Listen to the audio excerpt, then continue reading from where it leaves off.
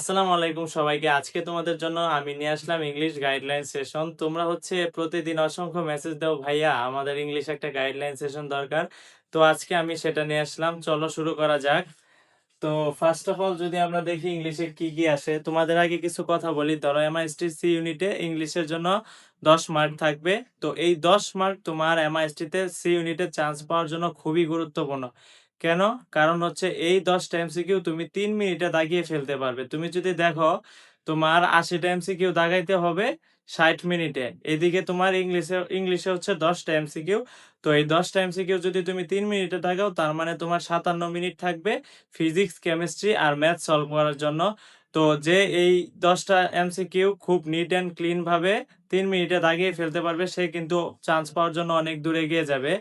তো আমি তোমাদের আজকে একটা গাইডলাইন সেশন দিব যে কোন টপিক থেকে তোমাদের কোশ্চেন গুলো আসতে পারে বা কোন বই থেকে তোমরা প্র্যাকটিস করবা। চলো শুরু করা যাক। তো শুরুতেই আসে আমাদের পার্টস অফ স্পিচ। তো এটা থেকে তো জানো তোমরা কেমন টাইপ আসতে পারে। ধরো তোমার একটা প্রোনাউন দিয়ে বলতে পারে হুইচ ইজ প্রোনাউন, বা একটা সেন্টেন্স দিয়ে আন্ডারলাইন করে দিয়ে বলতে পারে যে এটা কোন ধরনের পার্টস অফ স্পিচ।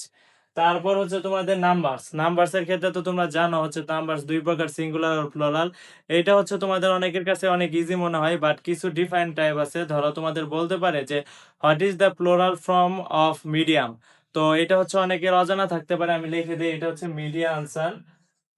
তো এটা আমরা যেবার পরীক্ষা দিছিলাম এটা আসছিল, তো এটা দেখাই দিলাম। এটা একটু ইম্পর্টেন্ট। তোমাদের জেন্ডার চেঞ্জ থেকে অনেক কোশ্চেন আসে, যেমন জেন্ডার তো আমরা জানি দুই প্রকার, মাস্কুলিন আর ফেমিনিন। তো তোমাদের কাছে এটা অনেক ইজি টপিক মনে হয়, বাট কিছু কিছু ব্যতিক্রম আছে, সেই ব্যতিক্রম গুলা তোমরা শিখে যাবে। তারপরে আমাদের ভয়েস চেঞ্জ। ভয়েস চেঞ্জ তো তোমরা ক্লাস 6 থেকে পড়ে আসতেছো, তো আগে যেগুলা পড়ছো সেই নিয়মগুলা জাস্ট রিভাইজ দিলেই এখন এনাফ। তারপর আমাদের ডিগ্রি ডিগ্রি তারপর ডিগ্রি, ট্রান্সফরমেশন আর নারেশন। এই তিনটা তোমরা ক্লাস 6 থেকে 12 পর্যন্ত পড়ছো। এখন আর নতুন কিছু পড়ার নাই, জাস্ট প্র্যাকটিস। জাস্ট প্র্যাকটিসের উপর থাকো। একদম সিম্পল কোশ্চেন দেবে, একদম ইজি। তারপর ফ্রেসেস এন্ড ইডিয়মস। এটা একটু ডিফারেন্ট টাইপ, কারণ আমরা মুখস্থ অনেক দুর্বল। তো আমরা কিছু কিছু মুখস্থ করব বা প্র্যাকটিস করব, বাট বেশিরভাগ তোমার ধরো একটা সেন্টেন্স বা একটা ফ্রেজ দেখেই বোঝা যায় যে এটার উত্তর এটা হতে পারে। তো ওইভাবে তোমরা একটু প্র্যাকটিস করে যাবা, তাহলে এটা তোমার জন্য এনাফ হয়ে যাবে। তারপরে যেটা থাকবে যে right form of verbs, preposition. এই দুইটা আমরা ক্লাস 6 থেকে 12 পর্যন্ত যা পড়ছি সেগুলা পড়লেই হবে। জাস্ট বেসিক গুলা জানা থাকলে এনাফ, প্রিপোজিশন আর রাইট ফর্ম অফ ভার্বস থেকে। তো এইখান থেকে তোমরা জাস্ট কিছু প্র্যাকটিস করবা। আমি তোমাদের একটা বই সাজেস্ট করব, সেই বই থেকে প্র্যাকটিস করলে আশা করি ম্যাক্সিমাম টাইপ তোমরা কমন পাবে।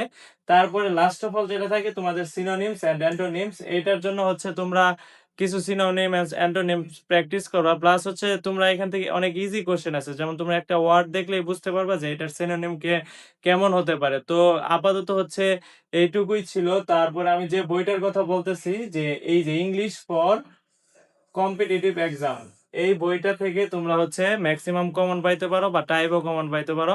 তো এই বইটা গুগলে তুমি পিডিএফ পেয়ে যাবা। তো পিডিএফ থেকে তুমি এক্সারসাইজ যেগুলো আছে, আমি যে যে টপিক গুলো বললাম এই টপিক গুলোর ভিতরে এক্সারসাইজ আছে, এই এক্সারসাইজ গুলো তোমরা ভালো করে প্র্যাকটিস করে যাবা। আশা করি এগুলা পড়লে ইনশাল্লাহ ইংলিশে 10-এ 10 পেয়ে যাবা। তো আজকের গাইডলাইন সেশন এই পর্যন্তই। আশা করি সবাই উপকৃত হবা অনেক।